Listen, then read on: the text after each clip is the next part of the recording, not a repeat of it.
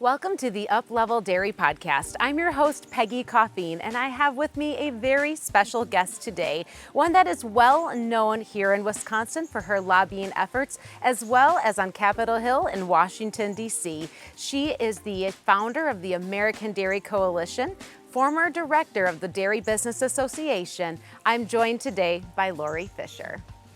Hi, Peggy. Thanks for having me. Laurie, it's such a pleasure to have you here for the impact that you've made on the dairy industry and your leadership that has changed the trajectory of Wisconsin's dairy industry and far beyond. And today in this conversation, we're going to be delving into the role that you've played of tying together your dairy farming roots with policy, public affairs, and being a change leader and an unwavering advocate for dairy farmers at the state and federal levels. And as you may have noticed, if you're watching this on YouTube or Spotify on our video, that we are on site today.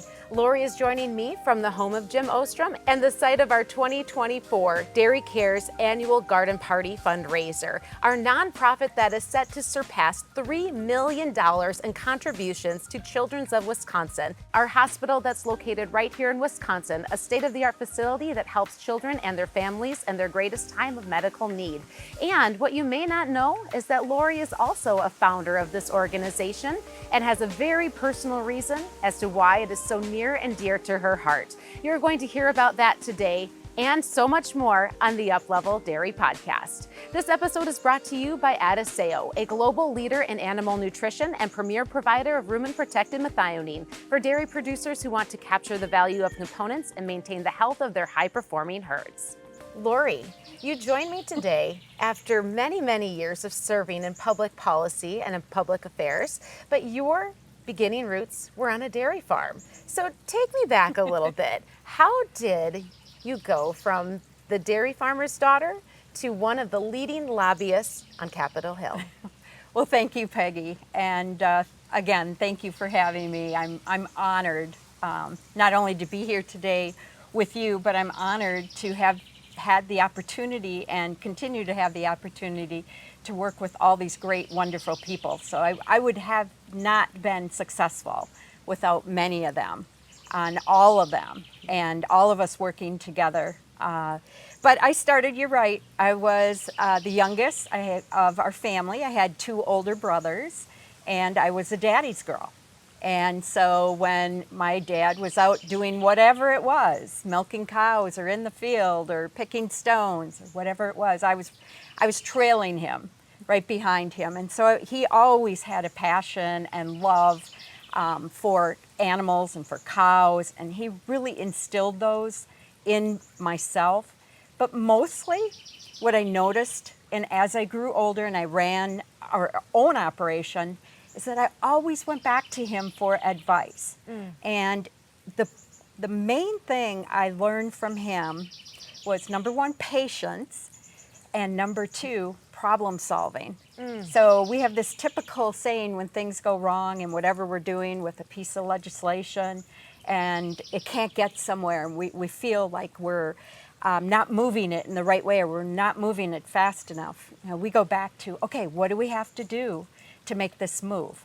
How do we get it so that we can get something passed? And we just don't give up. And I think that's really what's behind most of what I've been able to accomplish. So incredible patience, the skill of problem solving, and that was what led you when you were a dairy producer yourself. But there was a point in time here in the state of Wisconsin when there was an energy and excitement among several key dairy producers who at the time were maybe young up-and-comers and have now become some of the staple people and really founding fathers of what we know today as the modern dairy industry in Wisconsin. And you got connected with that group that originally became an organization that helped to take what was needed on a policy standpoint for those farms to grow, to expand, to be profitable and successful businesses, and to create policy that supported that. How did you end up in that role? It's really one of those situations where I really fell into it. I was not expecting to become the executive director for the Dairy Business Association. There was a group of producers, And the producers were predominantly large farms. And they felt it was necessary to have more advocacy at the state level, meaning they needed a voice with legislators.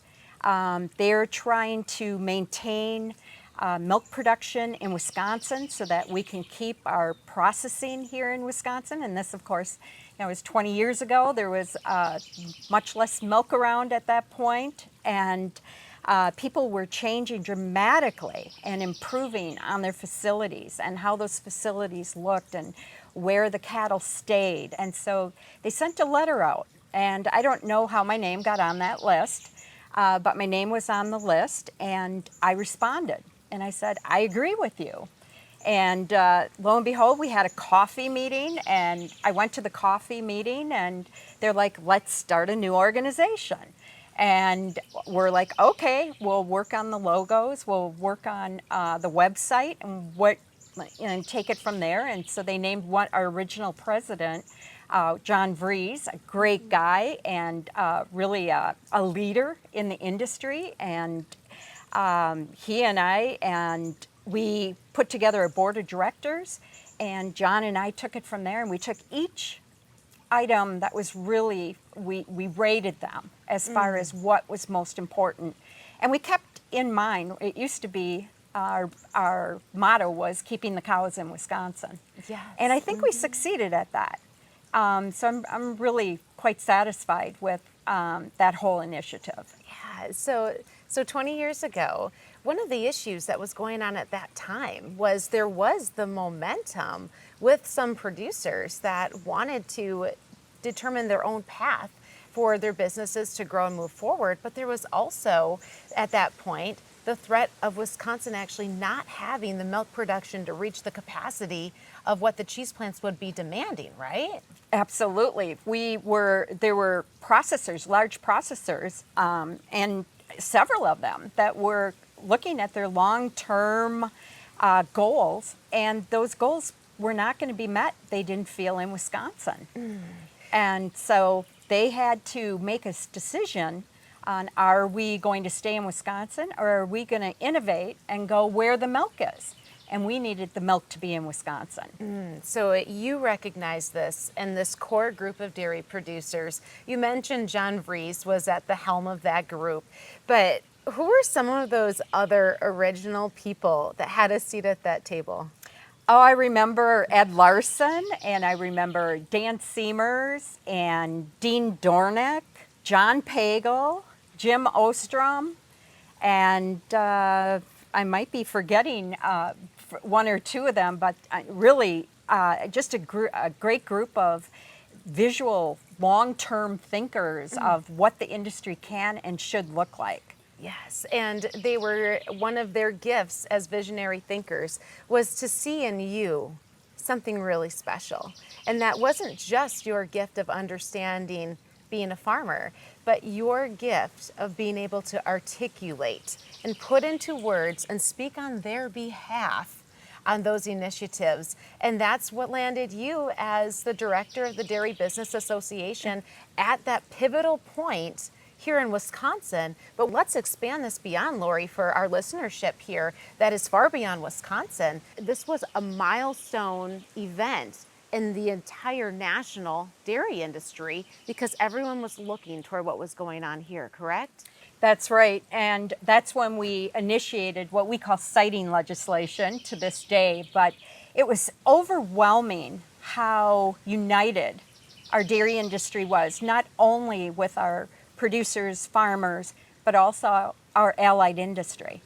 And what I was challenged with is when these individuals needed a permit to grow or expand, there was so much negative people that are anti-farm or whatever we want to call them, anti-ag, or they just didn't know what was changing and what it would look like after, and so the fear of the unknown. So they were organized, but I do recall what we ended up doing is we became better organized than they were. And the reason for that wasn't because we wanted to pat ourselves on the back.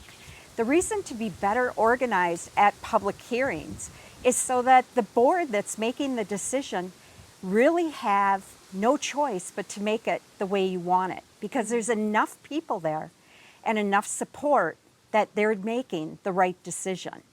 And so we use that as our template to help many other producers to obtain their permits and move on from there. So we look at it like we're in the trenches. Yeah. And, we may sometimes through the process, lose a battle here or there, but ultimately the goal is winning the war. It's the long game. And it goes back to the two skills that you learned from your dad growing up on the farm, patience and problem solving.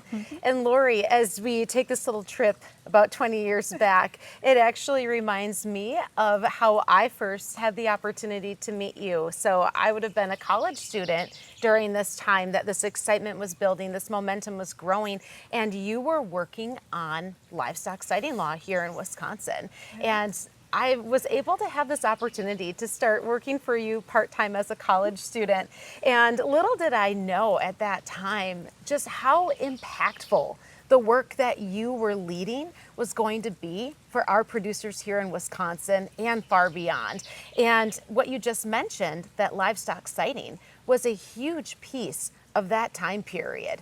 And so that was a law passed in 2006 that gave control to the local entities and said that the permits and regulations could not be stricter than the state guidelines. But that policy is what enabled dairy producers here in Wisconsin to be able to have somewhat of a standard so that, as you talked about, you could go to those meetings and be prepared and present that professional information in order for those farms to be able to grow and expand and really set themselves up for the future. It really, I think, gave producers an opportunity. Not all communities had to adopt this. It wasn't mandatory. It still isn't mandatory.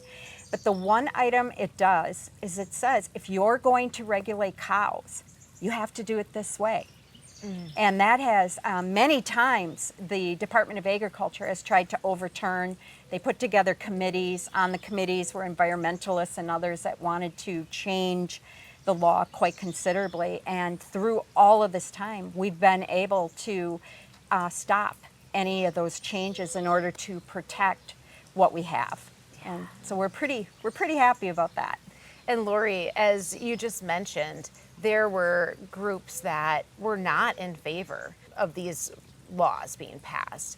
And in fact, I remember a time back again in my days of working for you, Laurie, where you took on this very public role as a face and a voice for many dairy producers, but that also put you in a position where those naysayers, those groups that did not want to see the dairy industry thrive, they at some points personally attacked your character because you were the one who was brave enough and bold enough to speak up on behalf of so many people that you believed in.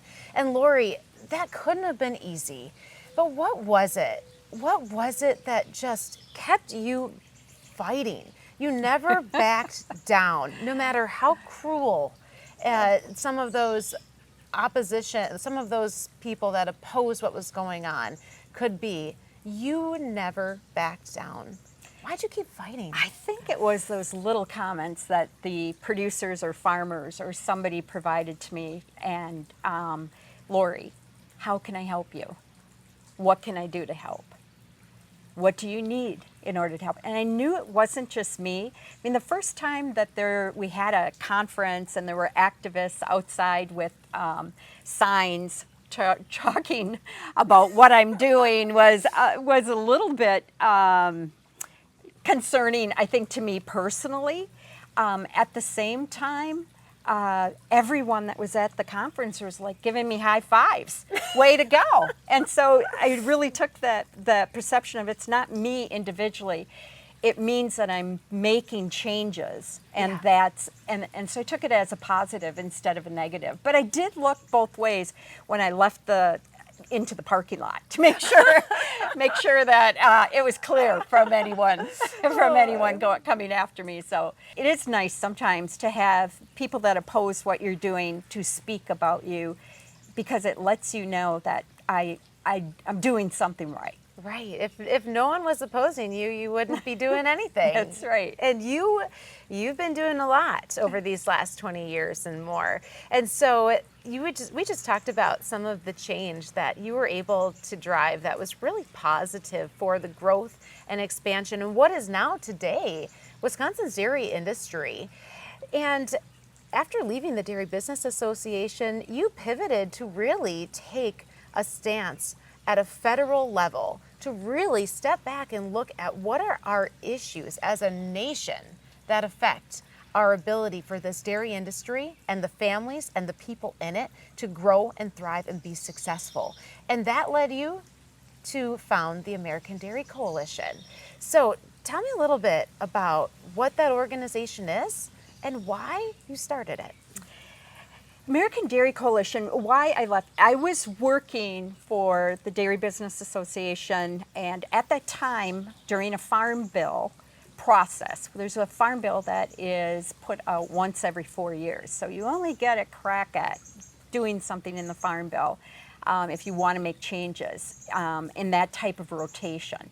So there was a entity, very, very large group from Washington, D.C., 3-4 story high buildings, people, all kinds of people that work for them, and all kinds of money resources. And they came out with a proposal to limit the amount of milk you could produce based on what the government thinks. Now, it wasn't written that way, but actually when you read into it, it was a supply management clause. And I started working on that with DBA, and I really built a lot of relationships with a lot of legislators. Luckily, after working on that, we were able to stop that from happening. And I think to this day, especially seeing now with the administration that's in charge, there is a lot of emphasis on trying to stop large farms in every category you can imagine, whether it's through the SEC, the Security Exchange Commission, if it's through FDA, or if it's through the Department of Agriculture. There's so many legislators that are not, let's eat plants, let's not eat meat, let's not drink milk. And so after I did that, it was really a turning point where I had to decide for myself and for dairy farmers, do I have a shot at making a difference at the federal level? And when I first started, I thought the only place I could really be would be at the state level, because the federal level is so big and so large, and there's so many lobbyists and so many consultants that I probably couldn't make a difference there. But I did, and after I did that, I thought, I think it's time for me to go to DC. I did a lot of traveling to DC while working on that bill, and that's what I did. And then I started working on just the top important. We're not. Sometimes people call us disruptors, and it's not necessarily. I only have one other staff person, but there's a lot of people that think we have a four floors in our building too, and I think that's the point. The point is, though, the disruption isn't being, I'm trying to disrupt to change something. I'm disrupting by telling people what farmers are thinking. There's too many groups in DC and other places that don't really know what it's like on the farm. Maybe I have some of that because I was brought up on the farm. Maybe I know what it's like when it's Christmas Day and back then the silo unloader broke and everybody's outside, or maybe you can't go on vacation because you know that you got to get home to milk cows, or you have a birth of a calf. So it was really interesting because I'd be working on New Year's Eve and there'd be nobody at the Capitol except who really mattered, and we're able to do get a lot of things accomplished where people weren't attacking us and saying no. Ultimately, we ended up winning that particular piece of legislation. And don't get me wrong, I don't win every single piece of legislation, but my goal is when I start working on something, absolutely my goal is to make it better for farmers. So with that feather in your cap, so to speak, you mentioned that you weren't sure if you could be the one to make a difference at the federal level on federal policy. Did that help you to see just how all of these experiences, all of these connections along the way, the work you had been doing so diligently for dairy farmers in Wisconsin was really positioning you to be an even more powerful and impactful voice for beyond Wisconsin? No, I really don't. I imagine it's the same for farmers that many years ago started out with working at their family farm, and then now look at them. What are they doing? Milking. They're looking at expansions. They're the crop and how technology has changed, and all of that. I think that I probably moved along the same path they did. And as they found situations that weren't workable for them, then I tried to take those on to improve them. So as the dairies were growing and changing, so were you. You were lockstep with them through their own growth and as they hit challenges along the way. And you talked a little bit about just what has been changing in the political landscape. But give us a little overview. Expand on that a little bit more, Laurie, as you step into really looking at this federal level of dairy policy. What does that landscape look like? How much has it changed in the time that you've been in this federal policy role? Well, I was lucky enough to work under two different administrations. So I can see clearly on the policy side. I'm not going to get into politics, and I don't. I work with the people that understand our industry, regardless of what side of the fence that they are on. But it's really interesting because we bring farmers to DC, and when we bring them into a room to talk with a legislator, they're like, to the farmer, the legislator is, you came all the way here to meet with me when you're so busy on the farm. And they love hearing what farmers have to say. And I think I felt that we could do and we can make a difference. Mostly what I'm working on right now is milk policy. And I'll tell you, a lot of people say this, no one really understands federal milk market order policy, and I certainly don't know everything. I work with some other people that know it a lot better than I do, and so they help me get through it. But it's really interesting because that milk policy can make or break a farm depending on if they're able to use risk management or if they're not able to use risk management. Things are tough. Inflation, prices, fuel, and everything else has gone up. And I'm really hearing lately from a lot of farmers that are really, really, why am I doing this? What should I be doing? And so one of the things we always talk to them about, regardless, in good times or in bad times, it seems like the milk is always cyclical in pricing. So is grain, as far as corn, soybeans, and other commodities. And so we really like to get them to think a little bit outside the box. And what does that mean? That means every day you go to business and you wonder, oh, if the milk price does this, what am I going to do?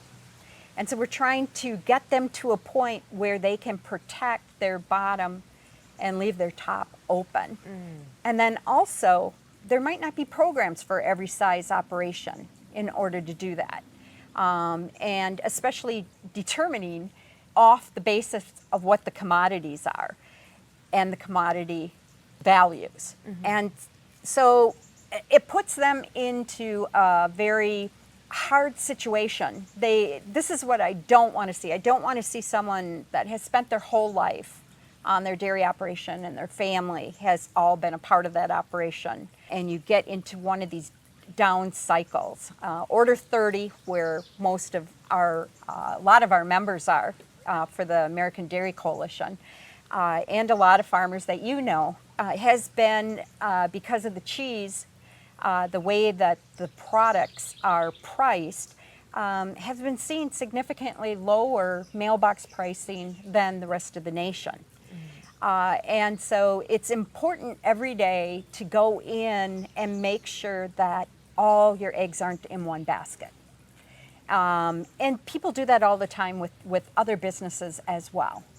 And I think just because we always did it like this, it would be very devastating. I see people borrowing at this interest rate to stay in business, and them telling me they're not exactly sure how long they're going to, be able to do it. And I'm like, what about, let's talk about some alternatives that you can do, and maybe get back into dairying in a year or two. Maybe keep your heifers or whatever it may be. And so it is something that I try to talk about when I do get that opportunity, even in good times. A lot of these, of course, producers are way ahead of me, and I'm calling them to find out, okay, what is this? What are you doing? How does it work? And what do I need to do policy-wise to get it so that it works better for you? And so what you just alluded to, Laurie, was, for one, your own forward thinking, but also your strong connections to very forward thinking dairy producers. I would say that's been one of your greatest assets and gifts throughout your career, is just the connections with those like-minded individuals. And when we think about where this all has led, and expanding on what you just shared, I think, Laurie, about this next generation that's coming into ownership and management of the dairies that, in many cases, you were a pivotal person in helping them establish and grow their businesses years ago. And now their children are coming back, or perhaps a non-family member is coming into ownership and leadership and management there. And so as you look at the future for these individuals to position their dairy farms as sustainable and profitable businesses, what else do you see? What else would you offer that group as they think about their own futures? What do you think that success could look like in the next 10 years? And by that I mean, do dairies look like they do right now? Or, as you had mentioned earlier, does that mean making some hard pivots to the way things have been done, the mindset of the way things have been done, and perhaps changing the way that you operate? I think it could be both, depending on where you're located, depending on labor, depending on interest rates, but also, again, I go back to, this is a business. If you're losing sleep at night, if you're so frustrated that every day it's getting you more and more depressed instead of, it's tough. I think kids coming into the farm, I don't know if anybody would agree with me, but it might even be tougher than when we started. And that's because of the difference of, legislators and policy and what's happening. It could turn, there's a lot of processing that's expanding, and what does that look like for them? Is there going to be a home for milk?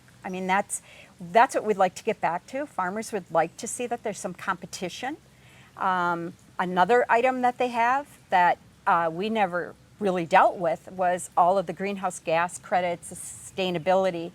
I have yet, though, to see a whole lot of that so-called money that farmers were supposed to receive. I have not witnessed or heard about a lot of that. Maybe it's just taking a certain amount of time to get it there.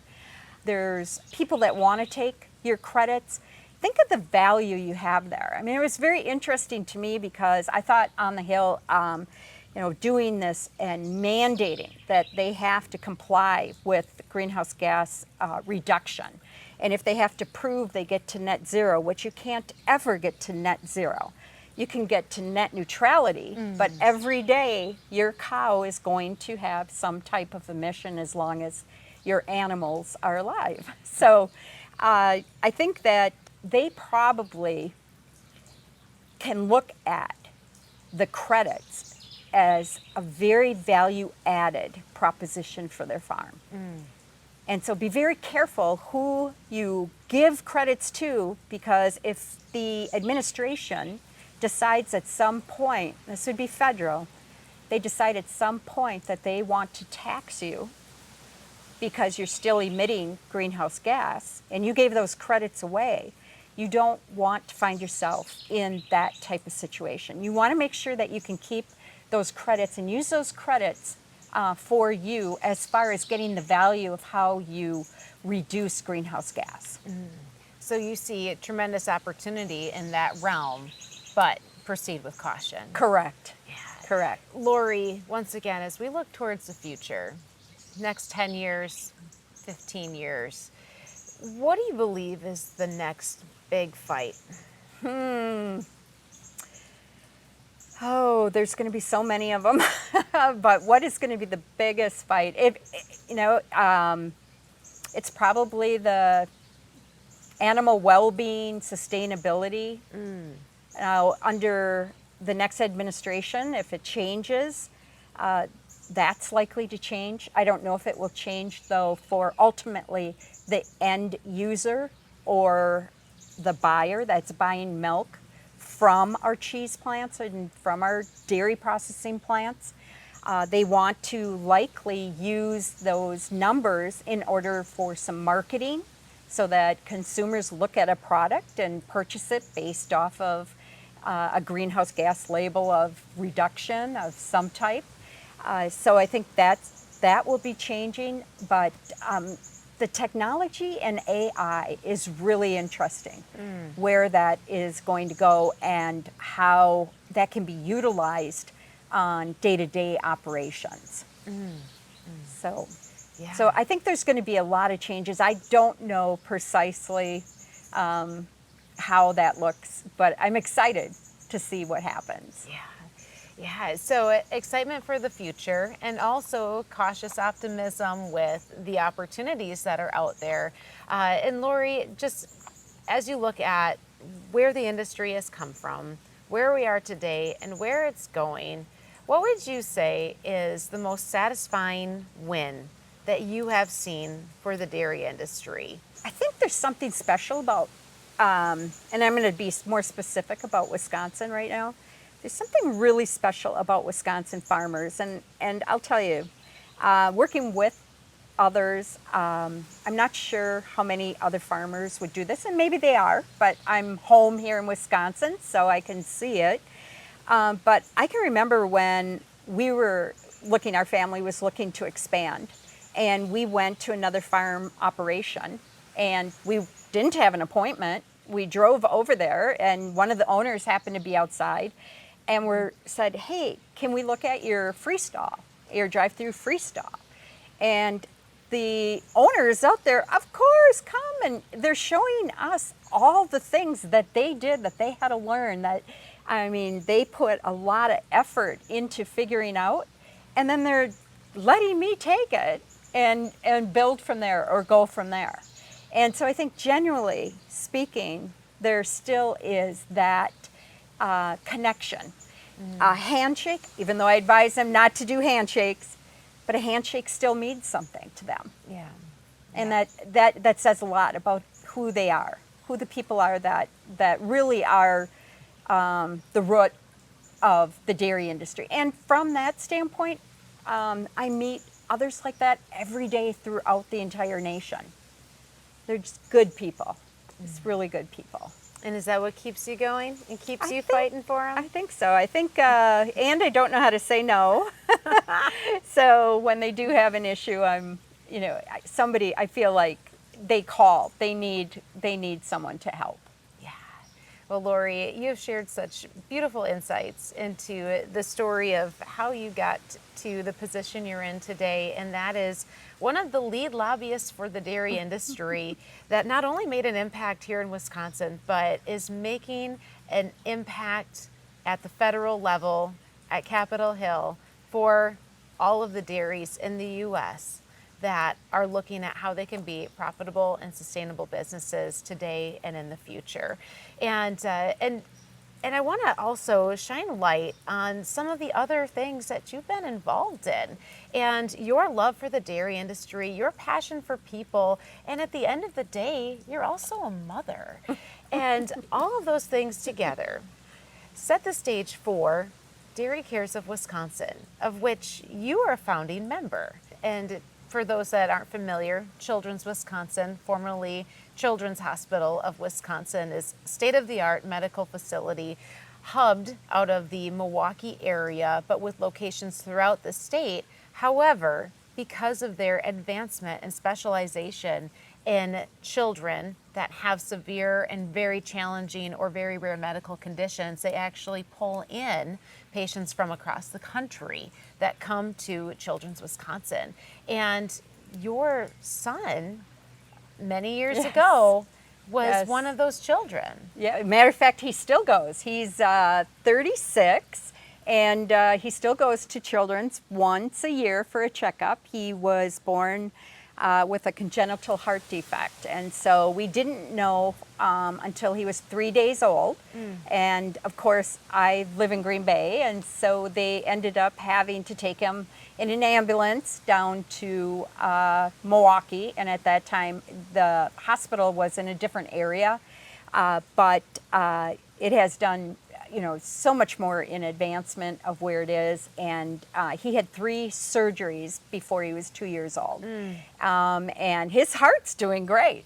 It's amazing. We went in just about a month ago and saw his cardiologist, and he does have a situation where he has a leaking valve, and so they always talked about, are we going to have to replace that valve? And every year before his appointment, he'd be like, what if I need my valve replaced? What if I need my, and I'm like, what if you don't? What if you don't?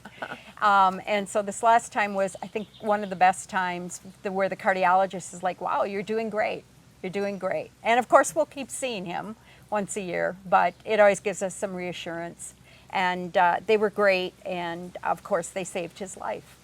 So I'm grateful. So now he's 36, Yes. But as you mentioned, as an infant and a toddler, had multiple surgeries, and that saved his life, and is also why Children's Wisconsin is so near and dear to your heart. And the nonprofit organization, Dairy Cares of Wisconsin, has been able to help children just like him and so many more. Back when we started this idea, I believe 14 years ago, but there was a group of us that was invited over here, industry people, some farmers, some allied industry, and we're sitting around the table, and we decided we should do something for others. And we should do it from the dairy industry, because others give so much to us that it would be great to give back to others outside of the dairy industry as well. What we ended up finding is that everyone we spoke to outside of our core committee that was starting this group had or knew a child that had to use Children of Wisconsin at one time or another. And so we really felt that that would be a good place for us to go to help the kids. And it's really been, I couldn't imagine that we're looking at reaching $3 million potentially this year. Coming up on July 27th, we have our annual garden party, which is our celebration of this fundraising event. It'll be right here in Jim Ostrom's home in the beautiful gardens. And there are so many ways that people within our industry can show their support by coming together as a dairy community like we do every year to exceed expectations, to break records. And for those that are interested in their own opportunities to be a part of something bigger than themselves and to also join efforts with others in the dairy industry to do that, what are a couple of ways, Laurie, that anyone can be involved in supporting this effort? There's many ways. First of all, sponsorships. And then also attending. There we will hold a silent auction that will be on the internet, so that even if you can't attend, you might be able to help us out that way.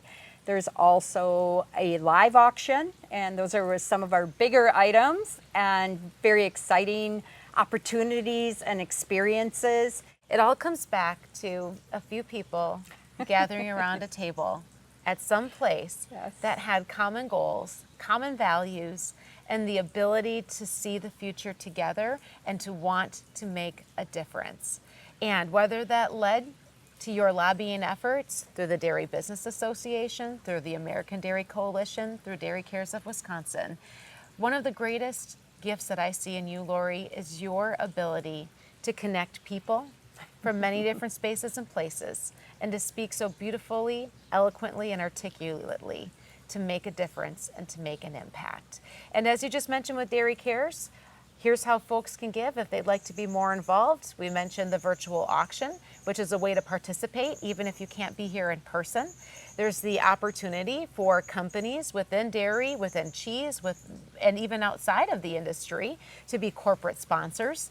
And then there's also the garden party in which we welcome individuals to join us for their donations that allow them to be a part of this beautiful event with us on July 27th. So anyone that'd like more information on that, there'll be a link in the show notes, but then they can also visit dairycaresofwisconsin.org. And so, Laurie, as we wrap up our conversation today, is there anything else that you'd like to add? Oh, I just want to say thank you to you. And before we started this interview, Peggy and I were talking about when she did work for me way back when she was in college. And she reminds me a lot of myself. And I'm just really excited to see where opportunities bring her in the dairy industry, and wish her the best of luck. And thank you for having me today. Oh, Laurie, thank you so very much. And again, for our listeners that would love to be a part of the efforts that we've talked about today, we'll make sure all those links are in the show notes for Dairy Cares of Wisconsin. And we'll put those links in for American Dairy Coalition too, for producers out there that may want to learn more about the efforts that you are leading on Capitol Hill to make a difference for their dairy farms and their futures. Thank you. Thanks, Laurie.